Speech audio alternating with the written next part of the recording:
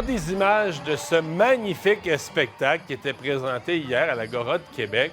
Spectacle hommage à Céline Dion, spectacle qui regroupait des gros noms de la chanson. Mario Pelcha, Isabelle Boulay, Corneille et plusieurs autres qui ont repris les chansons de Céline. En fait, c'est vraiment l'hommage à Céline, mais l'hommage à l'album mythique qu'a été Deux, l'album qui avait été écrit par Jean-Jacques Goldman. Donc, pour toi, Céline, hier, il y avait une bonne délégation de la famille Dion qui était descendue à Québec pour assister au prestigieux événement. On en parle tout de suite avec la sœur de Céline, Claudette Dion. Bonjour, Claudette. Allô, Mario. Une belle soirée? Ah, magnifique. Très émouvante. Écoute, les voix, comme tu le disais, les chansons, c'est vraiment... mais en même temps, l'émotion dans la foule. Et tout le monde chantait. C'est sûr, Bruno Pelletier ou peu importe, Isabelle Boulay, quand ils se mettent à chanter, que tu te rends compte autour de toi, il y a 7000 personnes qui savent tous les mots. C'est vraiment très prenant, c'est très touchant. C'était vraiment magnifique. Je pense pas qu'il y a eu des hommages comme ça à ben du monde, là, mais c'est vraiment exceptionnel, c'est vraiment extraordinaire ce qu'on a vécu hier soir. Il y avait quand même eu un effort parce que, bon, pour chanter du Céline, ça prend des voix, là, ça prend des grandes voix, mais il y avait eu tout un effort pour regrouper sur scène plusieurs des grandes voix. Oui, tout à fait. Puis je me souviens d'un vieux conseil de René à l'époque. Il me disait, si jamais tu reprends une chanson de quelqu'un d'autre, comme tu es une fille, essaye donc de prendre une chanson de gars. Que ce soit Aznavour ou Beko ou Adamo, peu importe, mais essaie parce que on est souvent comparés. Alors, c'était pas ça le but, de comparer les voix, mais ils ont tous réussi, garçons ou filles, hier soir, je te dirais. On a eu des belles découvertes aussi. La France était présente, des belles découvertes vocales. Tu dis, hey, wow, ça chante. C'était vraiment... C'était diffusé en France, d'ailleurs, aussi. Oui.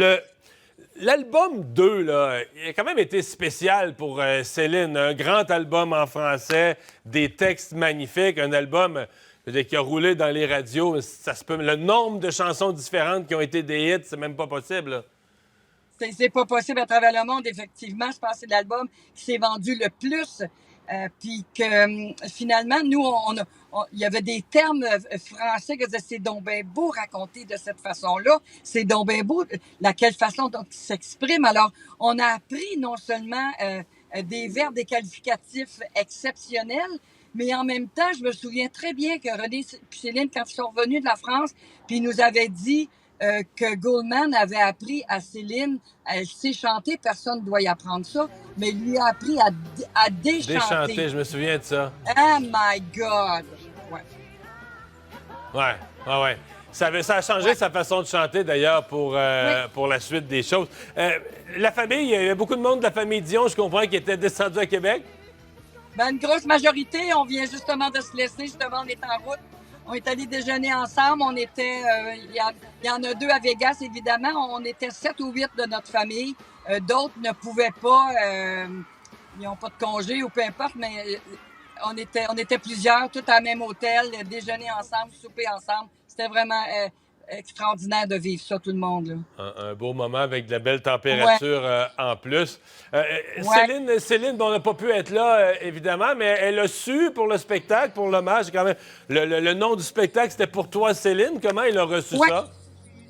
Ben, je pense qu'ils lui ont envoyé un lien pour qu'elle puisse être en contact avec eux. Je ne sais pas si c'est fait. On lui a parlé hier. Elle était très émue, très contente de tout ça. Mais on ne sait pas si elle l'a écouté, mais je vais aller aux nouvelles, ça c'est sûr et certain, parce que je suis persuadée que la chanson pour elle, c'est une passion. Donc, tu peux pas rester insensible. Ça se peut presque pas, là, tu sais. Ouais. Comment va Céline? Évidemment, la population est toute inquiète pour son état de santé, maladie rare, complexe qu'elle a. C'est quoi les dernières nouvelles? Comment elle se porte?